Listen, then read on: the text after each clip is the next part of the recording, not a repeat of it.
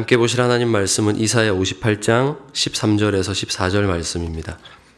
이사야 58장 13절에서 14절 말씀입니다. 우리 한 목소리로 하나님의 말씀 읽도록 하겠습니다.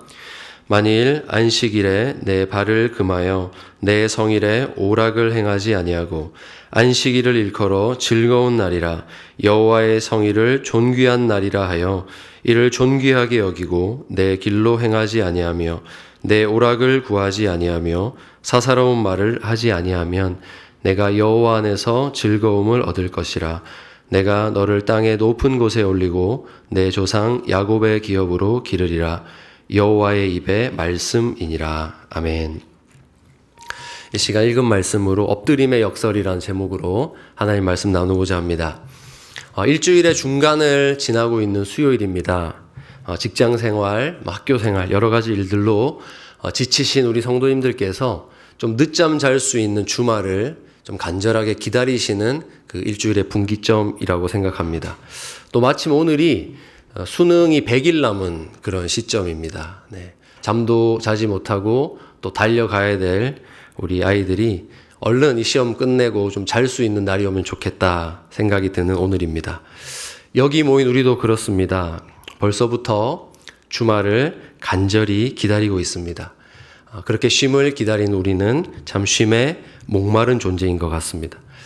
요즘은 일과 삶의 균형을 맞추자는 이 워라밸이라는 말을 많이 쓰는 것 같습니다. Work and Life Balance입니다. 그런데 하나님께서는 세상을 만드시면서부터 이 쉼에 목말라 할 당신의 백성들을 위해서 완벽한 이 워라밸을 계획하셨습니다. 바로 안식일입니다. 오늘 본문 이사야 58장은 예언의 말씀입니다. 예언의 말씀으로서 곧 바벨론의 포로가 될 암울한 역사 속에 있는 이스라엘에게 주신 하나님의 말씀입니다. 그래서 저는 이 말씀을 읽을 때 정말 이해가 되지 않을 만큼 놀라웠습니다. 하나님의 뜻은 곧 멸망이 닥쳐올 너의 삶에 내가 안식을 주겠다라는 약속이기 때문입니다. 여러분, 멸망을 당하는 나에게 어떻게 안식과 즐거움이 있다는 말입니까? 그러나 하나님의 약속은 분명합니다. 이 하나님의 말씀이 진실하다면 우리 또한 마찬가지입니다. 우리가 어떠한 인생의 어려움에 처하더라도 거기서 우리를 다시 일어서게 하고 살게 하는 하나님의 안식, 즐거움을 하나님께서 주시겠다라고 하는 약속입니다. 그러므로 지금 전하는 이 말씀이 인생의 즐거움을 잃어버린 누군가에게, 또 예배가 짐처럼 느껴지기만 하는 누군가에게 즐거움을 회복시키는 길로 인도하는 그런 능력이 되기를 간절히 바랍니다. 그렇다면 우리는 어떻게 이 안식의 즐거움을 누릴 수 있는가? 첫째로 우리가 안식이 필요한 인생임을 알아야 합니다. 여러분, 이 사실을 먼저 인정하셔야 합니다. 우리는 하나님의 안식이 필요한 인생입니다. 사람이 하루 이틀 먹고 자지 않으면 몸이 신호를 보내죠. 눈이 뻑뻑해지고 입이 마르고 집중력이 떨어지고 막 짜증이 나기 시작합니다. 그런데 이거를 억지로 참고 에너지 드링크를 딱 마신다. 그러면은 다시 심장이 막 쿵쾅거리면서 눈이 떠지게 됩니다. 몸을 억지로 깨워서 에너지를 당겨 쓰는 것이죠. 그러면 그 후에는 어떻게 될까요, 여러분? 값을 치러야 되는 겁니다. 저는 최근에 이제 실험해 본 거는 하룻밤을 꼴딱 세우면 한 4일은 피곤하더라고요. 회복하는데 시간이 많이 걸립니다. 사람은 잘 때 자고 또 먹을 때 먹어야 하는 존재입니다. 적절히 먹고 휴식을 취하지 않으면 몸에 이상이 생기듯이 우리의 인생도 하나님께서 안식일에 주시는 그 안식을 누리지 못하면 고장이 나게 되는데, 그 고장 신호가 무엇인가 하면 즐거움을 잃어버린다는 것입니다. 이것은 취미 생활을 한다거나 인간의 본능적인 욕구를 채우는 데서 간간히 얻는 그런 즐거움과는 다른 것입니다. 주일의 즐거움, 하나님을 예배할 때 우리가 느끼는 즐거움을 잃어버린다면 여러분, 그것은 우리의 인생이 고장나고 있다는 것입니다. 본문 14절에 하나님은 내가 여호와 안에서 즐거움을 얻을 것이라 약속하고 계십니다. 반대로 말하면 주일에 즐거움이 없다는 것, 이거 우리 삶이 고장났다는 증거입니다. 주일의 즐거움에 대해서 좀 회의적인 분들도 계실지 모르겠습니다. 주일은 엄숙하게 예배해야 하는 날이니까. 무슨 거기서 즐거움을 찾느냐 말하실지도 모르겠습니다. 하나님을 예배한다는 이 놀라운 사실 앞에서 즐거움이란 감정은 어울리지 않는다 생각하실 수도 있습니다. 혹은 즐거움이란 감정 자체가 젊은 날에 어린 시절에 누리는 낭만과 같은 것이라고 여기실 수도 있겠습니다. 그런데 이 즐거움을 그렇게만 치부하기에는 오늘 하나님의 말씀이 너무나 명확합니다. 성도가 즐거움 없이 주일을 보내는 데 익숙해져 있다면 그것은 잘못된 것입니다. 안식일은 창세기 2장 2절과 3절이 이렇게 말씀하십니다. 하나님이 그가 하시던 일을 일곱째 날에 마치시니 그가 하시던 모든 일을 그치고 일곱째 날에 안식하시니라. 하나님이 그 일곱째 날을 복되게 하사 거룩하게 하셨으니, 이렇게 말씀하신 대로 창조 때부터 우리에게 복을 주기 위해서 하나님이 친히 안식하시며 제정하신 복된 날입니다. 그래서 그날로 들어오는 자기 백성에게 복 주시려고 하나님 거룩하게 구별하신 날이므로 성도들은 오늘날 주일에 누리는 안식과 즐거움 없이는 우리 영혼이 스스로의 힘으로는 버틸 수 없다는 것을 먼저 인정해야 합니다. 내 삶이 반드시 매주 다가오는 하나님의 안식에 들어가야만 한다고 인정하는 것, 이것이 안식일의 즐거움을 누리는 시작입니다. 둘째로 우리가 안식을 누리기 위해서 하루를 사수해야 합니다. 그래서 여러분 형식을 지키기 위한 결단을 여러분이 하셔야 됩니다. 이 결단은 하나님께서 내게 주실 안식과 거기서부터 차오르는 즐거움을 누리기 위해서 예배 시간을 사수하겠다는 결단입니다. 본문 13절을 보겠습니다. 만일 안식일에 내 발을 금하여 내 성일에 오락을 행하지 아니하고. 이것이 주일 하루를 사수하는 방법입니다. 그날에 발을 금한다라는 것은 우리가 평일에 하던 일상적인 일을 의도적으로 멈춘다는 겁니다. 의도적으로. 그리고 그렇게 의도적으로 멈춰야 될 행위의 핵심이 무엇이냐 하면 오락입니다. 오락. 성도가 주일 하루를 사수하는 핵심은 그 발을 금하여서 오락을 행하지 아니하는 데 있습니다. 오락은 우리 임팩트 아이들이 하는 그런 컴퓨터 게임을 말하는 것이 아닙니다. 그 정도가 아니고요. 히브리어로는 하페츠라고 합니다. 하페츠. 단순한 놀이가 아니라 욕망을 의미합니다. 욕망. 본문의 문맥 안에서 보자면 주일에 내 소원을 가지고 여기 오는 것, 내 계획을 머릿속에 잔뜩 넣고 오는 것, 내 욕망을 따라 행하고 생각하는 모든 것, 그것이 곧 하나님 앞에서 오락을 행하는 것과 같습니다.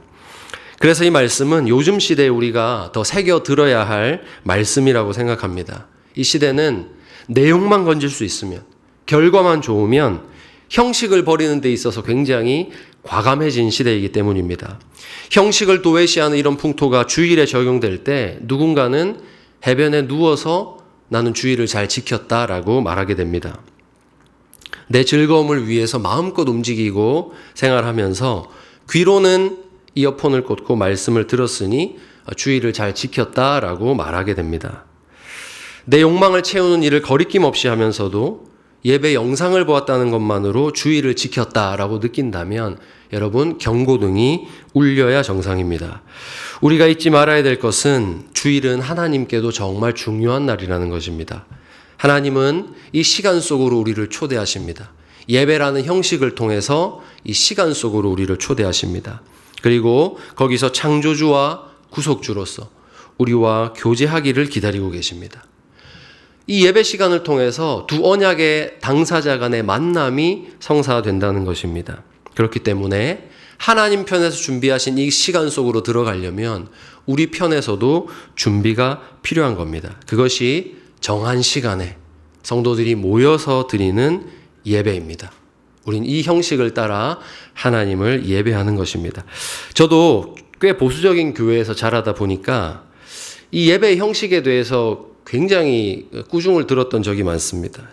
찬양 인도를 하다 보면 예배 시간이 조금 넘어갈 때가 있지 않습니까? 1분, 2분 정한 시간에서 넘어갈 때가 있습니다. 제가 자랐던 교회는 11시 예배가 있었거든요. 그럼 10시 한 58분, 9분쯤 되면 제일 저기 끝에 앉으신 장로님께서 시계를 이렇게 일부러 이렇게 보세요. 이렇게 딱 시계를 째려보고 계세요. 그러다 갑자기 어느 시점이 되면 이렇게 하세요. 이렇게. 저를 보시고, 찬양인 또한 저를 보시고 굉장히 인상을 쓰시면서 이렇게 하세요. 무슨 뜻이냐면 11시가 되었다는 거예요. 11시는 하나님 시간인데 네가 거기 서서 뭐 하냐, 이런 의미인 거죠. 그 정도로 하나님과의 약속된 시간, 그것을 엄격하게 지키려고 하셨던 그런 어르신의 모습입니다. 그 어르신의 마음이 충분히 이해가 됩니다. 이 시간 하나님 앞에 우리가 서는 시간이다. 여러분, 형식을 지키는 것, 이것은 주의를 지키는 것입니다. 굉장히 중요한 일입니다.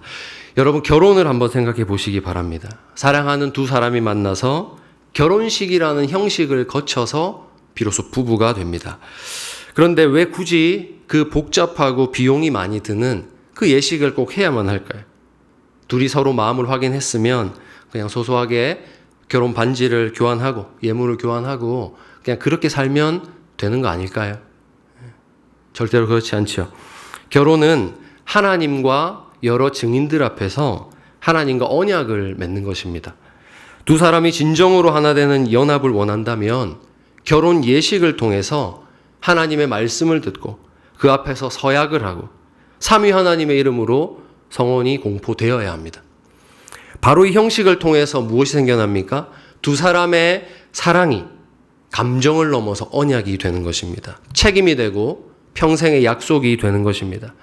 또한 결혼 후에도 이 기념일을 소중히 여기고 선물을 준비하는 등 특별한 날로 계속해서 지켜나가는 형식이 점점 더해지는 겁니다. 처음에는 귀찮고 형식적으로 느껴질 수 있지만 그 형식을 지키는 가운데 사랑이 깊어지고 관계가 견고해지는 것입니다. 올바른 형식은 사랑을 표현하는 그릇이 됩니다. 그 그릇 안에서 진정한 사랑이 자라는 것입니다. 하나님과의 관계도 마찬가지입니다. 우리가 이 주일 예배를 사수하는 것, 때로는 기계적이라 느껴질지도 모르겠습니다. 아무런 기대하는 마음 없이, 사랑하는 마음 없이 그저 내가 평생을 이렇게 예배했으니까 기계적으로 그 시간이 느껴진다 할지라도 주일에 합당히 하나님께서 예배하라 하신 그 행위를 통해서 내 삶을 의도적으로 구별하여 사용할 때 우리의 삶은 하나님이 약속하신 안식을 향해서 나아가는 것입니다. 여로보암 왕이 금송아지를 만들어서 자기 방식대로 예배를 변질시켰던 역사가 있습니다. 이스라엘이 쪼개졌고 북이스라엘 사람들이 자꾸 유다로 내려가서 예배하니까 그것이 불안했던 왕은 마음대로 예배를 변질시킵니다. 그가 금송아지를 세운 제단에 거기에도 여호와 하나님의 이름이 있었습니다. 이스라엘 백성들은 눈에 보이지 않는 하나님만 예배하다가 힘과 능력의 상징인 금송아지를 보니까 더 큰 경외심이 생겨납니다. 종교심이 막 솟아납니다. 하지만 결정적으로 하나님이 제정하신 형식이 무너지면서 북이스라엘의 참된 안식도 여기서 무너져버리고 말았습니다. 여러분, 형식이 무너지면 그 안에 담길 내용도 함께 무너집니다. 그러니 여러분, 결단을 하시기 바랍니다. 여러분들께서 주일을 합당히 지키기 위해서 정한 시간에 정한 장소로 모여서 함께 예배드리겠다 결단하지 않으시면 주일은 그저 쉬는 날로 전락해버리고 맙니다. 그러면 그것은 얼마든지 내 삶에 중요한 일이 생길 때 예배가 아닌 다른 목적으로 사용 가능한 날, 내 임의로 쓸 수 있는 시간이 되어버리고 맙니다. 주일에 가족의 행복을 위해서 또 삶의 효율성을 위해서 내 오락을 위해서 용도 변경이 가능한 날이 되지 않도록 우리는 그날 하루를 사수해야 하는 것입니다. 여러분께서 사수하신 바로 그 시간이 여러분을 위한 즐거움이 담길 그릇이 된다는 것을 여러분 기억하시길 바랍니다. 그래서 마지막 셋째로 그 그릇이 준비될 때 엎드림의 역설이 있어야 합니다. 이제 예배라는 형식은 철저히 지키되 그 형식 안에 무엇을 담아야 하는가라는 질문이 생깁니다. 하나님은 지금 이스라엘에게 말씀하시기를 너희에게 즐거움이 없다 말씀하고 계십니다. 13절에 말씀하신 것, 13절에 말씀하신 금하라 하지 말라 하신 이 내용들을 정말로 너희가 하지 아니하면 즐거움을 얻을 것이라고 받고 약속을 하십니다. 앞으로 일어날 미래에 대한 말씀입니다. 유대인들의 그 철저한 형식 속에 그렇게 드리는 예배 속에 즐거움이 없었다는 게 믿어지십니까, 여러분? 세상에서 가장 완벽한 예배를 드렸던 그들의 삶에 지금 하나님 보시기에 즐거움이 없었다라는 것입니다. 형식만으로 되지 않는다는 겁니다. 예배라는 형식 속에 거기 마땅히 담겨야 할 무언가가 빠진 것입니다. 본문에서 하나님이 안식을 얻기 위해 금하라 하신 것, 그것은 내 삶을 위해 행하는 모든 것이었습니다. 결국 내 중심의 모든 계획과 욕망을 내려놓는 것이 있을 때 그것이 바로 하나님 기뻐하시는 예배가 된다는 것입니다. 사람이 하나님께서 친히 제정하신 이 안식일이라는 시간 속에 들어올 때는 엿새 동안 힘써 일하고 계획하고 실행하던 먹고 사는 것에 대한 문제를 반드시 내려놓아야 됩니다. 주일에 이 자리에 앉을 때 우리 각 사람에게는 보이지 않지만 존재하는 보따리들이 있다고 저는 생각합니다. 근심 걱정 보따리죠. 근심 걱정 보따리. 인생의 일주일에 있었던 근심 걱정을 다 지고 여기로 오게 됩니다. 더 잘 살기 위해서 고민하는 생각 보따리가 분명히 있습니다. 내 즐거움을 채우고자 계획한 약속 보따리. 그런 것들이 다 여기 예배당에 가지고 오는 겁니다. 하나님은 그것을 내려놓고 엎드려야 진정한 예배가 된다라고 말씀하시는 겁니다. 아이가 장난감을 꽉 움켜쥐고 있으면 아버지가 주실 더 좋은 선물을 받지 못합니다. 그렇듯이 하나님은 자기 백성 이스라엘이 그 완벽에 가까운 예배를 드리는 형식 가운데 그들이 엎드린 손에 무언가가 꽉 차 있어서 하나님이 주실 즐거움을 너희가 받지 못하고 있다 말씀하십니다. 이스라엘이 마땅히 누려야 할 즐거움을 누리지 못한 이유, 그것은 그들이 오락을 행하기에 바빴기 때문입니다. 우리의 주일에도 즐거움이 없다면 그 이유는 내 계획, 내 성공, 내 노력을 내가 여전히 꽉 움켜쥐고서 하나님을 예배한다고 생각하기 때문입니다. 하나님 앞에 예배하는 형식만 가지고 있어서는 주시는 즐거움을 누릴 수가 없는 것이죠. 사랑하는 여러분, 예배에는 반드시 나의 오락을 내려놓는 결단이 있어야 합니다. 예배의 원어는 아바드입니다. 아바드. 섬기다, 엎드리다 라는 뜻입니다. 예배자는 곧 하나님 앞에 철저하게 엎드리는 사람입니다. 엎드려서 그 앞에 빈손을 하나님을 향해서 드는 사람. 그 사람이 예배자입니다. 그 예배자의 엎드린 모습 속에 어떤 고백이 있을까요? 오직 하나님께서 나를 은혜로 돌보신다는 사실이 그 엎드림 가운데 표현됩니다. 내가 이 안식일에 하나님께서 주시는 안식과 그 즐거움을 받지 않고서는 하나님 난 살 수 없는 존재라는 이 사실을 철저히 고백하는 믿음의 표현이 엎드림입니다. 그러므로 하나님께 엎드린 자의 손에는 아무것도 없어야 합니다. 예배자의 손에는 아무것도 없어야 합니다. 자기의 지혜와 힘으로 성공해 보려는 어떠한 가능성에 대한 기대나 계획도 없이 하나님께 엎드릴 때 그것이 정말로 하나님을 바라보는 예배가 됩니다. 그때 그 엎드림 가운데 놀라운 역설이 일어납니다. 세상은 우리에게 자유와 기쁨, 즐거움을 얻기 위해서 끊임없이 일어서라 말하죠. 당당하게 쟁취하고 손에 한번 쥔 것은 놓지 말라라고 말합니다. 하지만 예배자는 오히려 그 모든 것을 내려놓고 그분 앞에 엎드릴 때 주어지는 회복을 경험합니다. 이것은 주님께서 보여주신 십자가의 역설로 분명히 증명이 됩니다. 내가 내 인생의 주인이 되지 않고 아버지의 뜻에 모든 것을 맡기고 순종할 때 일어날 일은 예수님의 십자가 고난 뒤에 주어진 부활의 생명이 확실히 우리에게 증거하고 있습니다.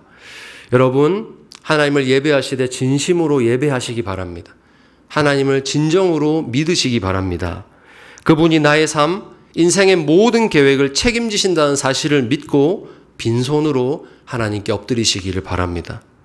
나의 오락을 버리고 철저히 빈손으로 엎드릴 때 우리는 하나님 아버지 안에서 죽음을 이기는 부활의 능력과 절망과 탄식이 변하여 찬송이 되는 그런 즐거움을 반드시 얻을 것입니다.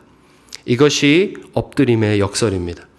하나님 앞에 진정으로 엎드리는 자에게는 그 엎드림이 굴복이 아닙니다. 자유가 되고 그 낮아짐이 부끄러움이 아니라 기쁨이 되어 돌아오는 것입니다. 그렇다면 어떻게 이 엎드림을 실제로 실천할 수 있는가? 제가 몇 가지만 작은 실천 사항을 정리해 보았습니다. 첫째는 여러분 스위치를 끄시기 바랍니다. 토요일 밤부터 의도적으로 여러분 일상에 대한 생각의 스위치를 끄시기 바랍니다. 그리고 하나님 만날 준비를 하십시오. 월요일에 대한 걱정 금지입니다. 월요일에 대한 걱정 금지. 모든 걱정을 접어두고 예배만 생각하십시오. 내일 하나님께서 어떤 말씀을 주실까? 우리가 어떤 찬양으로 하나님께 나아갈까? 기대하시기 바랍니다. 둘째는 내려놓는 것입니다. 예배당에 들어서실 때 한 주간 여러분이 움켜쥐고 계셨던 모든 계획과 걱정의 보따리를 내려놓으십시오. 그리고 선포하십시오. 하나님이 제 삶의 주인이십니다. 전 하나님만 따라갑니다. 하나님만 믿습니다. 고백하면서 이 자리로 정말로 다른 기대와 나의 능력 가지고 들어오지 마시고 오직 하나님만 믿습니다 하는 고백으로 들어오십시오. 제가 빈손으로 왔으나 오늘 여기서 하나님이 저를 채우실 것을 믿습니다 하는 그 믿음으로 나오시기 바랍니다. 마지막 셋째는 하루를 온전히 누리십시오. 주일 예배 딱 드리고 바로 그 다음부터는 평일인 것처럼 살지 마시고 그 주일의 하루를 온전히 누리십시오. 세상 일에 예배 끝나자마자 마음 다시 빼앗기지 마시고 가족들과 목장 식구들과 함께 주일을 보내십시오. 그 안에서 참된 교제와 즐거움을 누리시기 바랍니다. 대화의 주제는 정치나 투자나 자녀의 진로 이런 것 하지 마시고 오늘 들은 말씀 하나님 주신 은혜가 무엇이었는지 내가 그 말씀 붙잡고 어떤 결단을 했는지 하나님의 영광스러움을 내가 어떻게 경험했는지를 나누시기 바랍니다. 그로 말미암아 생겨난 즐거움을 나누는 것이 안식일을 끝까지 잘 누리는 것이라고 생각합니다. 이제 말씀 맺겠습니다. 여러분 하나님께서는 참 이해되지 않는 시점에 이 말씀을 주셨습니다. 14절에 보시면 그리하면 네가 여호와 안에서 즐거움을 얻을 것이요 내가 너를 땅의 높은 곳에 올리고 내 조상 야곱의 기업으로 기르리라 하셨습니다.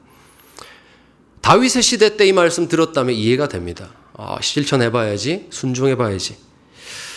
그런데 여러분 이스라엘이 포로로 끌려가게 될 그 암울한 역사를 목전에 두었을 때 하나님이 말씀 주셨습니다. 성전이 무너지고 제사장이 흩어지게 되는 우리가 어디서 예배해야 할까? 그런 멸망의 위기가 닥쳐오기 직전에 주신 이 말씀 도대체 무슨 뜻으로 우리가 받아야 하겠습니까?